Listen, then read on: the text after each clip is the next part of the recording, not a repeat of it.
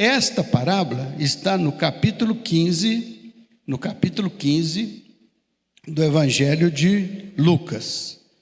Ela está no capítulo 15 do Evangelho de Lucas. E começa com o verso de número 11.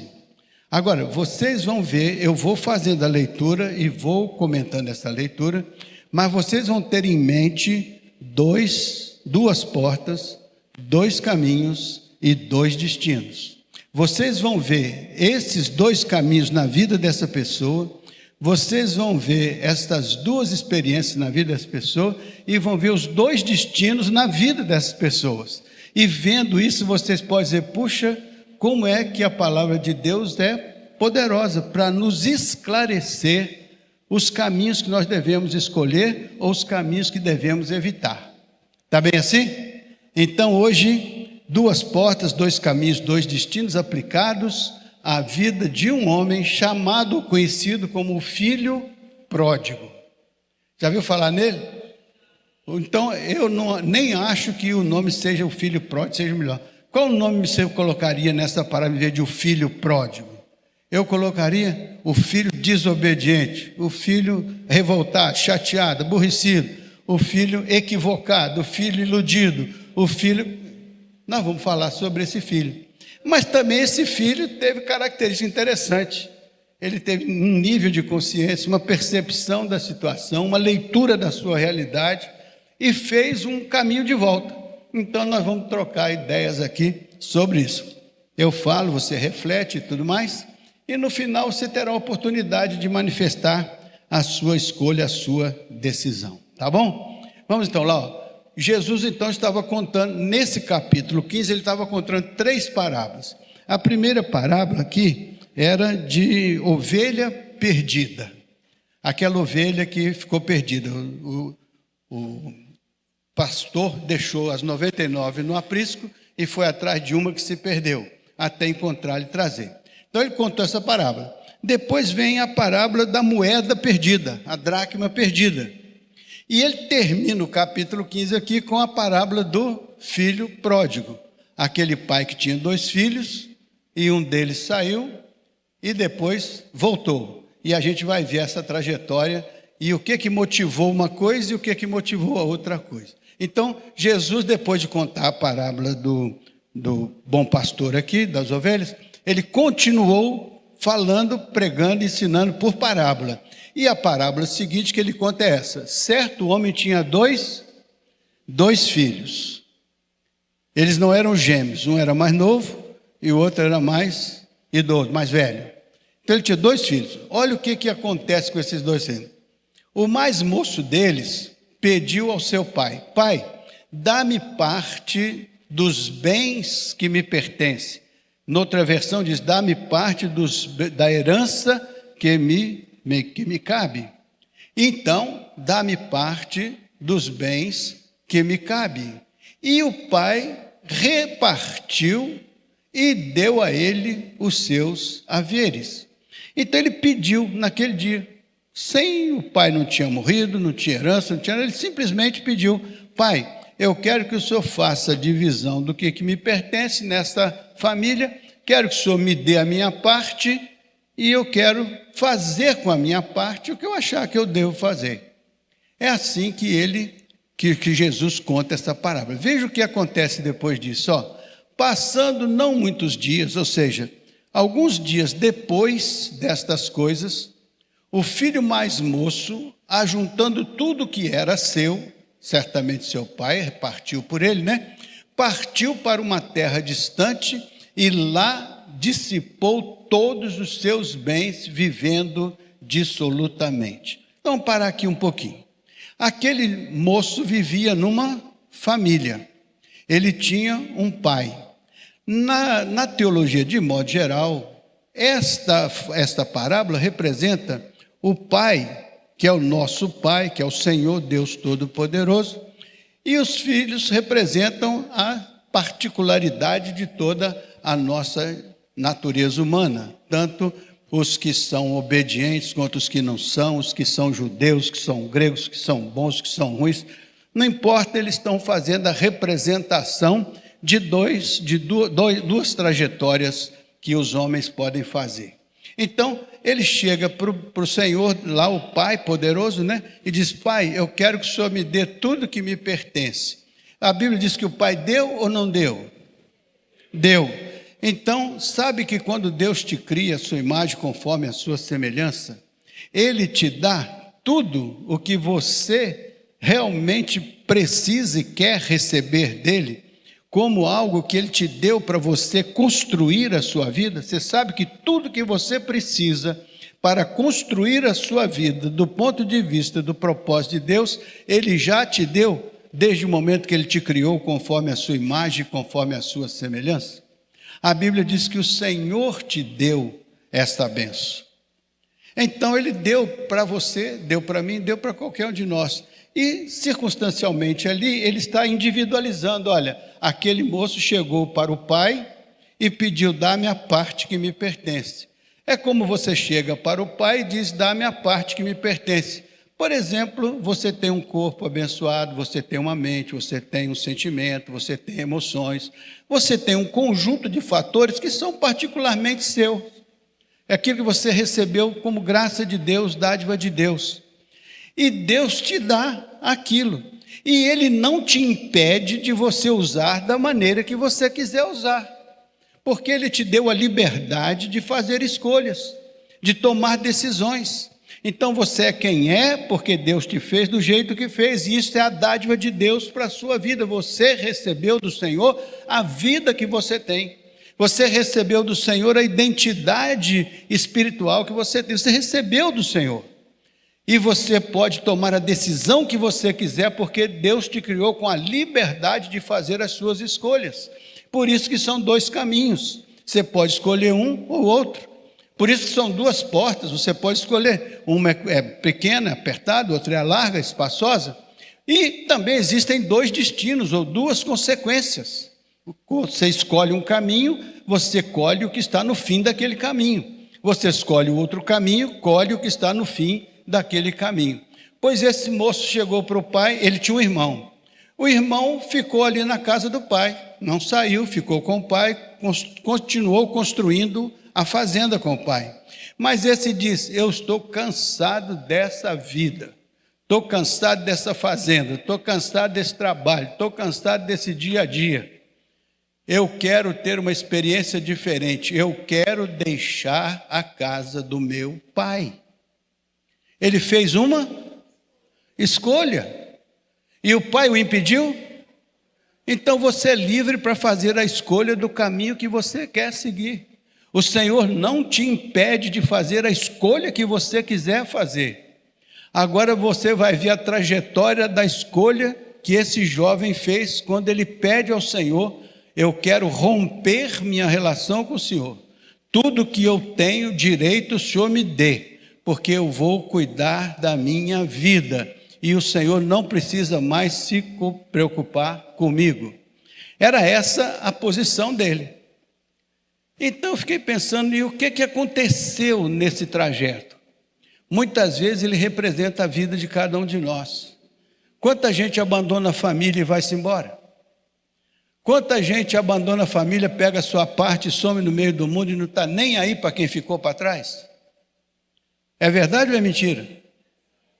Quantas pessoas abandonam seus pais, jovens, e caem no mundo, e vai para onde acha que deve ir, e os seus pais às vezes nem sabem por que caminho eles estão andando? Sim ou não? É verdade. E quantas pessoas que estão distantes, às vezes pessoas que participavam da vida da nossa comunidade, saíram, abandonaram, foram para caminhos estranhos. Se lembra quando Paulo fala do Alexandre, o latoeiro, que causou muitos males para ele? Saiu, foi-se embora, e foi sobre o Demas, amando o presente século, me abandonou, foi para Tessalônica. E assim a gente vai vendo que as pessoas que poderiam ter toda a comunhão com Deus, preferem virar as costas a Deus e fazer uma trajetória diferente daquela que Deus preparou para ela. Na parábola significa que Deus tem uma casa, Deus tem um reino, Deus tem um espaço, que é seu espaço. Mas você pode dizer: eu não quero viver no espaço do meu pai, não quero viver no espaço do Senhor Deus Todo-Poderoso. Eu quero viver no espaço que eu mesmo vou construir para mim e que eu pague as consequências que eu tiver que pagar. Mas eu quero sair da casa do meu pai, eu quero me ausentar da presença de Deus, da presença do pai que representa. Então ele faz isso. E então, ao fazer isso, passado alguns dias, ele juntando tudo que era seu, que ele julgava que era seu, né? Porque, na verdade, até então tinha sido do pai, seria dele numa ocasião distante, mas ele já leva o que, por antecipação, ele já mata hipoteticamente o pai, já recebe a herança, né? E agora eu vou esquecer desse pai, esquecer desse irmão, esquecer dessa situação e vou fazer a minha trajetória. Só que ele partiu para uma terra distante.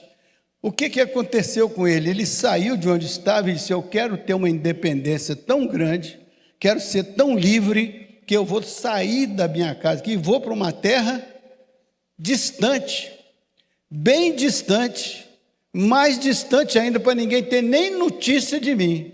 Eu quero viver longe do meu pai, quero viver longe dos meus irmãos, quero viver longe, não quero que ninguém me incomode, eu quero ter direito à minha própria vida. E aí ele começa a construir uma estrada, começa a construir um caminho que o leva para uma terra distante. Toda vez que você vira as costas para Deus, você começa a fazer um caminho de uma terra distante. Você começa a se distanciar. Às vezes é um detalhe hoje, um detalhe amanhã, daqui a pouco é uma cachoeira de situações que vão te levando para mais longe. E às vezes você nem mais se lembra de Deus, nem da casa do Pai, nem sabe orar, nem sabe buscar o Senhor, não tem nenhuma identidade com o Senhor, porque o Senhor ficou para trás.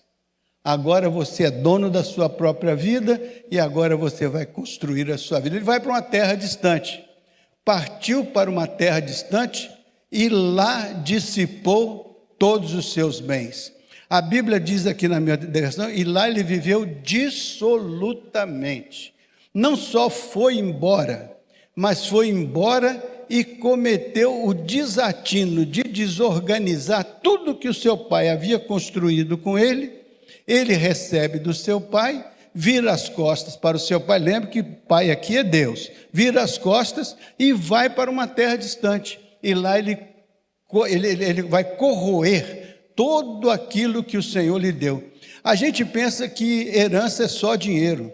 Herança é todo conjunto, são princípios, são valores, são sentimentos, são afetos, são memórias. Herança é aquilo que Deus nos dá e nós às vezes vamos abrindo mão do que é de Deus e vamos nos enchendo do que é do mundão mesmo, da vida fora dos propósitos de Deus. E eles vão fazendo isso, e ele vai, a Bíblia diz que ele viveu dissolutamente. Ah lá, até embaixo, lá, vivendo, por favor, volte lá. Vivendo o quê? Dissolutamente não é sinônimo de uma coisa boa, é? Viver dissolutamente é sinônimo de uma coisa boa? Não é. É sinônimo de uma coisa desorganizada, de uma coisa ruim, dá a impressão de ser uma coisa eticamente errada, dá a impressão de ser uma coisa que não seria de viver na presença de Deus. Viver dissolutamente já dá ideia e o indicativo de era alguma coisa fora do cenário da casa do Pai, fora do cenário de Deus. Ele agora tem tudo que ele pediu a Deus, tem a sua vida, tem os seus sentimentos, tem toda a sua autonomia, toda a sua capacidade de escolher, e agora ele decide viver dissolutamente. Essa estrada estreita ou a estrada apertada? Essa é estreita ou é larga? Essa é larga. Ele escolheu no momento que ele deixa a sua família, no momento que ele deixa o seu pai, no momento que ele vai para uma terra distante e vive dissolutamente, aí ele escolheu uma estrada diferente daquela que a Bíblia chama de o caminho, a verdade e a vida. Ele escolheu dissolutamente exatamente alguma coisa que faria o contrário do caminho, da verdade. Quando a gente fala do caminho, a verdade e a vida, nós estamos falando de um caminho chamado Jesus. Ele sai agora, ele vai, vive dissolutamente. Olha o que acontece na vida dele. Olha, depois de ter consumido tudo, olha aí, aquela pessoa, se tivesse ido para uma terra distante, com o projeto de abrir uma nova fazenda, de edificar alguma coisa, ele seria um missionário do Senhor, ele seria um ampliador do reino. Mas ele fez tudo o contrário. Ele não foi ampliar o reino de Deus em lugar nenhum, não foi manifestar a casa do seu pai em lugar nenhum. Ele foi fugir da casa do seu pai, distanciar-se da casa do seu pai, virar as costas para o Senhor Deus poderoso. E agora, como indivíduo autônomo, ele vai para uma terra distante e agora ele consumiu tudo que Deus lhe havia dado, ele consumiu. E eu digo para você, ele pode ter consumido não só bens materiais, mas ele consumiu a sua paz, consumiu os seus sentimentos, consumiu aquilo que é intangível, mas que pode ser perdido. Tem gente que não sabe que a paz é intangível, mas você pode perdê-la. E quando você perde, você vai sentir a ausência dela, quando o seu coração é atribulado, angustiado, amargurado. Nós vimos um testemunho aqui, uma pessoa que sentiu uma tribulação tremenda e de repente encontra-se com o Senhor num momento de oração e recebe a paz de Deus que excede todo entendimento, que guarda o coração e a mente. Então aquele momento ali, ele abriu mão teoricamente de tudo que ele recebeu. Mas naquele contexto de viver dissolutamente e por conta disso gastar irresponsavelmente todos os dons e talentos de Deus, todos os bens da família, ele agora, não, isso aqui não é mais da família, agora é meu. Ao invés de multiplicar as bênçãos da família, ele foi destruir a parte da família que ficou na mão dele. Então isso é uma estrada estreita, uma estrada larga, larga. Perdeu tudo, mas não perdeu porque teve um trabalho duro, difícil, houve uma pandemia, não foi por isso que ele perdeu. Ele perdeu porque viveu dissolutamente. Às vezes a gente perde coisas, mas a gente não perde porque viveu dissolutamente, porque são as lutas da vida. No mundo nós temos aflições e lutas, mas nesse caso aqui, esse homem saiu e perdeu tudo porque viveu dissolutamente, ou seja, viveu inadequadamente dentro dos propósitos de Deus. Nesse momento, ele está, depois de ter consumido tudo, sobreveio àquele país uma grande fome. Quando a gente está no meio da jornada, a gente não tem só bênçãos, virtudes, maravilhas. Às vezes a gente tem altos e baixos. Ainda que a gente ande pelo vale das sombras da morte, a gente não tem medo. Por quê? Porque a gente vive dissolutamente, não é isso? Não. A gente tem a segurança de passar pelas dificuldades e lutas, porque a gente compreende que o Senhor está conosco. Aquele pai que ficou para trás, na vida de cada um de nós, ele está presente, porque ele é Deus conosco, é o nosso refúgio, a nossa segurança.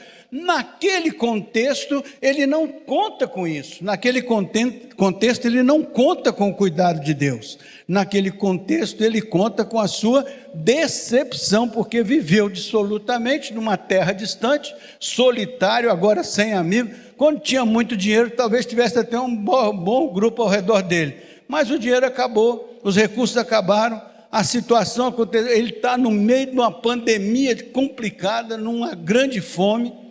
E aí o que acontece? Ele começou a padecer necessidade. Isso é a consequência lógica de fazer umas escolhas insensatas, viver dissolutamente, gastar tudo, não ter uma visão organizada, não ter princípios, não ter valores. Daí a pouco, aquilo que era uma bênção na casa do pai, lá no fim dessa estrada vai ser um conjunto de necessidades, um conjunto de decepção, a fome e padecer necessidades. Então significa que aquele indivíduo, Jesus está contando a parábola, Jesus que está dizendo sobre a existência dessa pessoa. Agora essa pessoa está ali passando necessidade. Olha o que vai acontecer com ele. Olha a estrada cada vez mais larga, a estrada da perdição, cada vez mais larga. Vê o passo seguinte, ó. Então ele foi e se agregou a um cidadão daquela terra, e este o mandou apacentar os seus seus porcos. Hoje pela manhã nós vimos aqui que um rei que invadiu Israel, ele tomou um porco e fez um sacrifício no altar dentro do templo lá de Israel. E o judeu, ele não tem relação com o porco, ele nem come o porco. Imagine fazer um sacrifício de porco no altar. E depois, aqueles invasores obrigaram os judeus a comer o porco que tinha sido sacrificado. Imagine a agonia daquele pessoal que tinha uma crença de que nem podia tocar no porco, ainda mais sacrificar no altar, que era o lugar santo de Deus. Um sacrifício tinha que ser santo, eles sacrificaram um porco. E quando sacrificaram o porco, obrigaram os judeus a comer o porco sacrificado. Então significa que houve uma total inversão de valores. E esse indivíduo, quando ele vai para essa situação, a única coisa que ele consegue é ser um empregado cuidando de porcos. Ele lá na fazenda não tinha isso porque era de origem judaica. Mas aqui nessa terra distante, ele perdeu as conexões, perdeu a convicção lá, perdeu a fé, perdeu os princípios, os valores. E agora está aqui, tem uma fome, tem uma dificuldade. A única coisa que eu posso fazer é cuidar de porcos. Olha o tamanho da estrada, como é que está se alargando. Mas não foi só isso. Olha o que aconteceu com ele. Ó. Ali desejava ele comer as alfarrobas, ou seja, a comida que os porcos comiam. Mas ninguém lhe dava. Quando você tem tudo na casa do Pai e troca tudo por aquilo que não tem nenhum valor, é isso aí. A estrada é tão grande que ela vira a estrada da perdição. Agora ele está ali, trabalhando com um porco que para ele era um animal imundo, trabalhando, querendo comer a comida que o porco comia, e com a sensação de solidão e abandono, porque ninguém lhe dava nada. Esta é a vida que chega num momento de falência. É a morte das oportunidades, a morte dos relacionamentos, a morte da presença de Deus, a morte de tudo mais que você vê estampado na vida de pessoas que abandonaram o Senhor, viraram as costas para o Senhor e tentaram construir uma vida com seus prazeres dissolutos, suas escolhas insensatas, e as consequências vêm porque um abismo chama o outro abismo ao ruído das suas catadupas. E esse aqui veio de abismo, e cada vez mais a garganta do abismo vai se ampliando. E ele agora está só, ninguém lhe dava nada, não tinha o que comer, tinha que comer a comida dos porcos. Veja o que acontece com esse indivíduo no fim dessa trajetória. Vamos lá, o verso seguinte. Ó. Então, caindo em si, aqui, o que acontece com o indivíduo? Se ele estivesse sendo analisado nos primeiros momentos que ele pegou todos os recursos do pai e saiu, ele devia estar cheio de esperança, cheio de expectativa. Agora eu vou cair no mundo e agora estou com dinheiro, estou com liberdade, estou com autonomia, estou com independência, não tenho que dar satisfação a ninguém, agora eu estou por cima da carne seca. Na verdade, aquilo era só um princípio das dores. Depois vem os passos seguintes, ele começa a sentir a apertura, vem os passos seguintes, os amigos sumiram e tudo, agora ele está no fundo do poço, na solidão, na tristeza, na fome, na sensação de abandono. Não tinha quem lhe desse nada.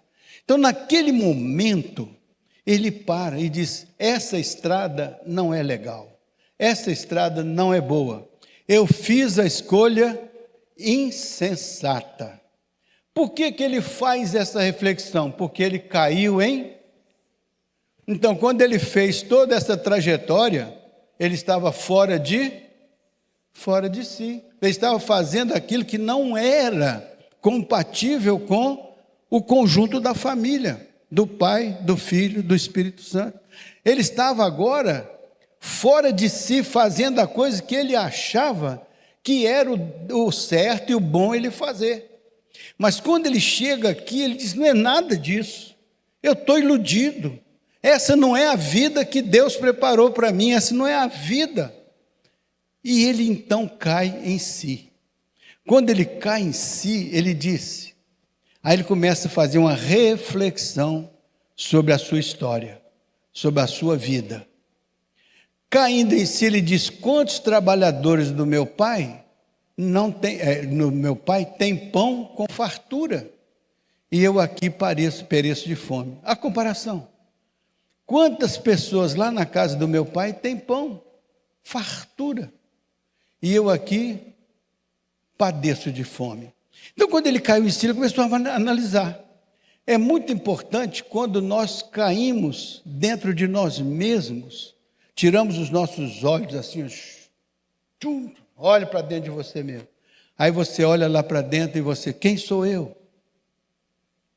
Quais são os meus sentimentos, meus valores, meus princípios? Qual é a minha identidade? Eu abandonei o meu Deus, e agora quem que eu sou sem o meu Deus? O que eu sou? O que vive dentro de mim? O que está presente na minha experiência pessoal? Quais são os meus pensamentos, meus sentimentos? Eu ainda estou numa boa, então está no meio do caminho, mas a perdição é a previsão final. Então, é um momento importante que Jesus estava chamando a atenção daqueles seus ouvintes. Presta atenção, há um momento na vida que você tem que cair em si. Mas eu não tenho. Todos nós temos que fazer escolhas todos os dias. E é importante saber como está a nossa relação com Deus. Ou se Deus é importante para nós, porque pode ser que a gente não ache que Ele seja importante para nós. E se Ele não for importante para nós, nós vivemos como se Ele não existisse. E Ele permite que você faça isso, porque Ele te respeita. Mas não é a melhor escolha, essa é a estrada ampla, a estrada larga, que Ele te advertiu e me advertiu, para a gente evitar andar por ela, porque o caminho final dela é a morte, é a destruição. Mas eu estou vivendo muito bem, mas tem um dia que Ele abre o livro do seu juízo e lê a sua vida, que está escrita no livro da vida. E não adianta você dizer, não, mas eu não sabia. A Bíblia diz que o Senhor não se deixa sem testemunha. E por isso que existe pregação, e por isso que os céus declaram a glória de Deus e o firmamento anuncia as obras da sua mão. Porque o Senhor quer que todos tenham uma percepção de que precisam buscar o Senhor enquanto se pode achar. Invocai-o enquanto está perto. Deixe o ímpio o seu caminho e converta-se ao Senhor, que é grandioso em perdoar, grandioso em restaurar. Então, nesse momento, cair em si significa uma tomada de consciência. É nesse momento que eu digo, esse caminho não é o caminho de Deus para a minha vida. Pode ser até o caminho que eu escolhi, mas não é o caminho de Deus. Então, eu vou voltar. Ele disse assim, eu lá na casa do meu pai, eu aqui pereço de fome. Vê o que ele disse em seguida, quer ver? Levantar-me-ei. Primeiro ele caiu em si. Aí ele diz assim, com essa consciência que eu adquiri de estar fora do propósito de Deus, eu irei ter com o meu pai, eu voltarei lá, e irei encontrar com o meu pai, e eu tenho uma palavra para o meu pai. E eu direi assim, pai, eu pequei contra o céu. Todo pecado, primeiro é contra o céu, depois é contra ti. O nosso pecado tem uma dimensão social, mas antes ele tem uma dimensão espiritual. Quando nós pecamos contra a lei de Deus, contra os propósitos de Deus, a nossa ação social acaba sendo contaminada. E nós acabamos fazendo que o nosso pecado se manifeste no mundo. Então, se nós queremos um mundo melhor, primeiro de tudo é acertar nossa relação com Deus, porque as demais coisas serão acrescentadas.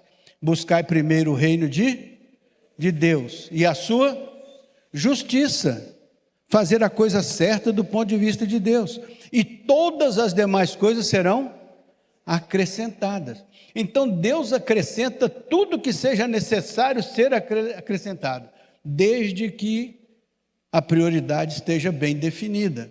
Aquele definiu a prioridade, largou o pai para lá e quero construir minha vida. Só que chegou lá na frente, estava só, com fome, sem solidariedade, tratando de porcos, querendo comer a comida dos porcos. Mas olha a graça de Deus como é poderosa. Ele nos criou com a capacidade de autorreflexão. Ele nos capacitou para pensarmos a nossa trajetória e fazermos escolhas, tomarmos decisões. Naquele momento ele caiu em si. Se ele não tivesse caído em si, talvez ele tivesse suicidado, tivesse feito alguma coisa e terminava aquele agonia, aquele sofrimento, aquela dor. Mas ele caiu em si e disse: eu estou no lugar errado. Toda mudança de caminho acontece nesse exato momento quando você cai em si e diz: eu estou no lugar errado. Eu quero estar no caminho que leva à casa do meu Pai. Então, cair em si é o momento decisivo da nossa virada de jogo. Por isso que a Bíblia chama de metanoia, a mudança da nossa mentalidade, no sentido de sermos pecadores que se arrependem e que fazem uma nova trajetória, mudança de mente, mudança de caminho, mudança de atitude. Ele cai em si e diz: vou lá falar com meu pai. E ele vai falar com o pai o quê? Rapaz, pai, o senhor devia ter tomado conta de mim, o senhor não devia deixar eu sair, o senhor não devia fazer isso, o senhor não devia... Ele não vai falar nada disso, ele vai dizer: eu caí em mim e dentro de mim eu encontrei que eu sou uma pessoa pecadora. Eu pequei contra o céu quando eu fiz o que eu fiz. Eu pequei contra o Senhor, porque eu violei a nossa relação, o nosso conserto, a nossa relação familiar. Eu deixei tudo que estava sendo construído e fui por um caminho que termina numa estrada larga e um fim duvidoso, a morte. Então ele disse: eu vou chegar lá e vou arrumar com meu pai a minha divergência. Eu vou dizer: pai, eu pequei contra o céu e eu pequei contra ti. Então essa consciência vem dessa caída em si. Quando você se avalia e diz: eu estou fora do caminho do Senhor. Ah, mas eu nunca vivi dissolutamente, eu nunca fiz isso. Não importa, importa se você está ou não está no caminho do Senhor. Porque o caminho do Senhor é estreito e exige isso aí: pequei contra os céus e pequei contra ti. É essa consciência de que alguma coisa que eu fiz está mal feita e eu preciso corrigir isso diante do meu Pai que está nos céus. Aí olha o que acontece com ele, olha só, agora ele vai começar o caminho estreito. Ele chegou até o caminho largo. Aqui era uma condição de morte. Tudo se acabou. Agora ele se levanta. Perdeu família, perdeu amigos, perdeu bens, perdeu tudo. Agora ele se levanta. Eu vou começar o caminho estreito. É o caminho da convicção de que eu errei. A maioria de nós não quer aceitar que errou. A maioria de nós quer justificar o erro. Ah, mas eu também não fui amado, eu também não fui querido, eu também não fui isso, não fui aquilo. Então cada um vai justificando a sua falha. Mas ele não. Quando caiu em si, disse: eu pequei. Quando ele disse isso, disse: eu sou responsável pela minha trajetória. Eu sou responsável pelas minhas escolhas. Eu sou responsável pelas minhas decisões. Eu sou responsável pelo que eu fiz, independente de Deus ter me ajudado ou não ter ajudado. Eu tomei essa decisão, eu vivi dissolutamente, eu fiz minhas escolhas, eu sou responsável. Agora eu vou lá na fonte da qual eu me rompi e vou acertar com o Deus Todo-Poderoso da criação. E olha o que ele vai fazer: não sou digno de ser chamado teu filho. Ele já sabia que não tinha mais aquela dignidade, nem tinha aquele direito, porque ele pediu todo o direito. E o pai lhe deu todo o direito, ele foi-se embora. Agora ele volta e diz: eu não sou digno de ser chamado teu filho. Eu não tenho essa dignidade, porque isso eu tomei das tuas mãos e levei para gastar absolutamente. Agora eu volto humildemente para pedir ao Senhor que o Senhor me trate pelo menos como um dos seus trabalhadores. Então eu não quero ser trabalhador de cuidador de porcos. Me dê a chance de ser trabalhador na sua fazenda. Olha a surpresa que ele vai ter. Por isso que o caminho é estreito, é quando você sente a dor, da decisão errada que tomou, da escolha que fez, da necessidade do arrependimento, da confissão, de chegar agora perante o Pai. Com que cara você vai chegar lá? Com que cara você vai se apresentar diante de Deus? Que justificativo você vai apresentar? Você não vai apresentar nada, você só vai chorar o fato de ter feito uma coisa errada. É isso que o caminho estreito. Quem é que quer passar por isso? Quem é que quer passar por essa imprensada? Ninguém quer. Por isso que poucos acertam o caminho, diz a Bíblia. Porque é um caminho difícil, de arrependimento, de confissão, de reconhecimento do poderio do Pai, do Senhor Deus poderoso e da sua pequenez. Agora chega lá e diz: eu quero ser um trabalhador, nem quero reivindicar a condição de filho, nem de nada, me dê só a chance de ser um empregado na fazenda. Olha como que Deus é gracioso. Veja isso aí, Jesus falando. Olha o que Jesus vai colocar na boca do Pai, ó. E levantando-se foi para o seu pai. Ele pensou aquilo, levantou e disse: vou para o meu pai. Agora imagine na caminhada o que ele ia pensando. Enquanto ele caminha, o que ele pensa? Meu pai vai me receber? Meu pai vai me perdoar? Meu pai vai aceitar toda essa coisa que eu fiz? Meu pai vai me perguntar: cadê os bens que você levou? Onde é que estão? Onde é que você investiu? Onde é que foi? Como é que foi a sua trajetória? O que eu vou falar para ele? O que eu vou dizer para o meu pai? Devia ele. E ainda longe, a Bíblia diz que o seu pai isso Jesus falando: olha, esse homem estava nessa trajetória, talvez pensando tudo que ia acontecer, como é que o pai ia receber. Quando você vai pedir perdão a uma pessoa, o que você acha? E se ele não me perdoar? E você diz: agora que você vem com essa cara de tacho me pedir perdão? Né? Não é assim? Mas naquele momento não. Naquele momento ele foi, e tem uma coisa que o caminho estreito exige: é coragem, é decisão, é comprometimento com a convicção. É isso que o caminho estreito exige, é que você tenha coragem de chegar lá e resolver o que você desconstruiu. É isso que é o verdadeiro arrependimento, é você construir o que desconstruiu, com a sua convicção de que você estava errado. Não é o outro que errou, foi você que errou. E você assume essa responsabilidade e vai lá. E ao chegar lá você diz: Pai, eu pequei contra os céus e perante ti, já não sou digno. Agora, ele vai dizer isso, mas ele ainda não disse, ele está no caminho. Aí o seu pai o avista de longe. Ele vai daqui, maltrapilho, todo sujo, lambuzado do chiqueiro dos porcos, faminto. E ele pensa: eu sou um trapo humano, como é que ele vai me ver? Agora diz a Bíblia que o seu pai o avistou de longe. E compadecido dele, olha aí o que é o caminho estreito? Quando você entra pelo caminho estreito, você encontra dentro desse caminho aquele pai amoroso que compadece-se de você. Ele é compadecido com aqueles que sentem a necessidade de acertar a caminhada com ele. Compadecido dele, correndo, olha a iniciativa do pai, correndo, o abraçou e não fez pergunta nenhuma, não questionou nada, só disse uma coisa. Veja o que o pai disse, ó. Então, o filho lhe diz: pai, pequei contra os céus e diante de ti, já não sou digno de ser chamado. Aquilo que ele pensou, agora ele está fazendo. Ele pensou em fazer, agora ele está fazendo. Pediu. Olha o que acontece. É linda essa passagem. Veja só o que acontece. Assim, o pai, porém, disse aos seus servos: trazei depressa a melhor roupa. Ele não estava maltrapilho lá? Trazei depressa a melhor roupa, as vestes brancas, lavadas no sangue do cordeiro. Isso aqui é uma poesia, está na palavra. Disse ao seu servo: trazei depressa a melhor roupa, e vestiu.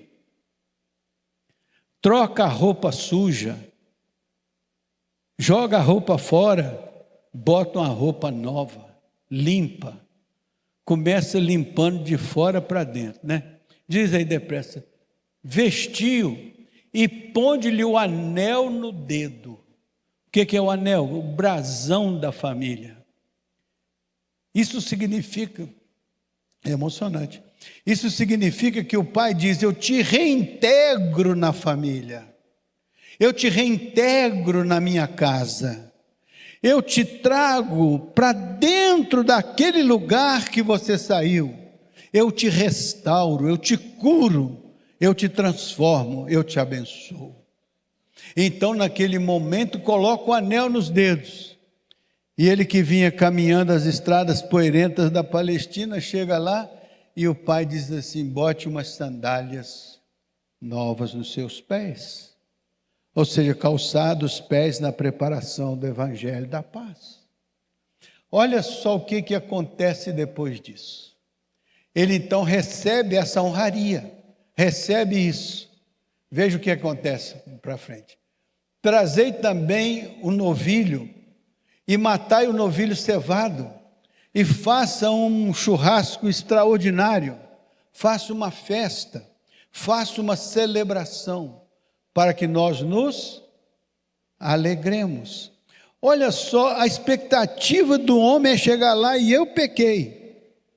Mas a atitude do pai é: façamos uma celebração, porque, olha, por que eu vou celebrar? Veja lá por que eu vou celebrar. Porque este meu filho estava morto e reviveu, estava perdido e foi achado. Começaram a regozijar-se. Por isso que a Bíblia diz: há muita alegria no céu por qualquer pecador que se arrepende. Porque é esse processo de você encontrar a estrada estreita, mas caminhar, perseverar nela, até chegar diante do Pai e dizer: Senhor, eu pequei contra o Senhor, e pequei contra o mundo ao meu redor. Eu quero o perdão, quero a restauração, eu quero recomeçar. Não é? E se alegraram. Aconteceu, porém, um fato curioso. Veja só o que aconteceu depois disso. Não ficou o irmão dele em casa? Não ficou o irmão em casa? O irmão fica uma arara. Olha só, o filho mais velho estava no campo e quando voltava, ao aproximar-se da casa, ouviu música e danças. Então o filho mais velho foi o que ficou. Essa festança toda é pelo filho mais novo que voltou. Mas voltou de uma maneira meio, tendo gastado tudo absolutamente. Olha o que esse irmão dele vai falar. Diz assim, chamou um dos criados e perguntou: o que é isso que está acontecendo aqui na fazenda? Aí, olha o que o empregado vai responder para ele. Quer ver? Diz assim: e ele informou: veio teu irmão, e teu pai mandou matar o novilho cevado, porque o recuperou com... O que o pai viu no filho? Foi o pecado que ele cometeu? Foi a dissolução? Foi que ele voltou com... Ou seja, esse filho voltou para casa e eu tenho condições de celebrar por causa da volta dele. Veja lá mais agora o verso 28. Ele então se indignou. Ele se indignou, por quê? Porque ele diz assim: não queria entrar na casa onde estava havendo a celebração. Por que ele não queria entrar lá? Olha só, saindo, porém, o pai procurava conciliá-lo. E ele vai responder ao pai, quer ver? Veja só, diz assim: mas ele respondeu ao seu pai: há tantos anos que eu te sirvo sem jamais transgredir uma ordem tua, e nunca me deste um cabrito sequer para me alegrar com os meus amigos. Então veja lá o que ele continua dizendo. Vendo, porém, esse teu filho, não é meu irmão não, esse teu filho, que despedaçou os teus bens com meretrizes, tu mandaste matar para ele um novilho cevado. Olha só. Se esse menino que foi toda essa carga torta, volta, e eu estou aqui com o Senhor, o tempo todo, trabalhando de sol a sol, gerando resultado, e esse indivíduo chega aqui com essa cara de tacho, e vem aqui, o senhor faz essa festa todinha. Aí olha o que o pai disse para ele, olha que coisa interessante. Então lhe respondeu o pai: meu filho, tu sempre estás comigo, e tudo que é meu é teu. Veja só, entretanto, era preciso que nos regozijássemos e nos alegrássemos, porque esse teu irmão estava morto e reviveu. Estava perdido e foi achado. O que aconteceu com aquele irmão? Ele queria estragar a festa de celebração, e ele estava lá, mas eu que merecia essa festa. Isso aí era meio que eu nunca matei, eu nunca roubei, eu nunca adulterei, eu nunca fiz isso, eu sempre estive na sua casa. Esse aí que vem drogado, adulterou, fez e aconteceu, e o senhor vai celebrar por causa da vida desse traste ruim, enquanto eu estou aqui que sou o melhor da turma? Esses são nós crentes que às vezes nos achamos melhor do que os outros. Quando Deus salva um desses, a gente fica pensando, né? Mas graças a Deus que aqui nós não pensamos como esse que queria estragar a festa. Aqui nós somos daqueles que celebram a salvação daqueles que arrependidos buscam a casa do Senhor e se tornam nossos irmãos em Cristo, e nós fazemos uma festa pela salvação de todo aquele que, crendo em Jesus, se aproxima da casa do Pai e quer organizar e restaurar a sua vida. Aquele irmão ali está ali só para dizer o que não devemos ser, o que não devemos fazer. Não devemos nos sentir melhores do que os outros para sermos juízes dos outros. Vamos ter um pai abençoado que disse: esse nosso amado irmão aqui estava numa peia muito grande, mas ele foi alcançado e hoje ele está aqui, arrependido, é um crente. Vamos celebrar, porque a vida dele é preciosa. Você nunca precisou disso, porque você nunca se perdeu, você nunca passou fome, você nunca teve que comer comida de porco, você nunca viveu na solidão, você sempre teve uma família e um pai. Esse aqui estava perdido e foi achado. O Evangelho é isso.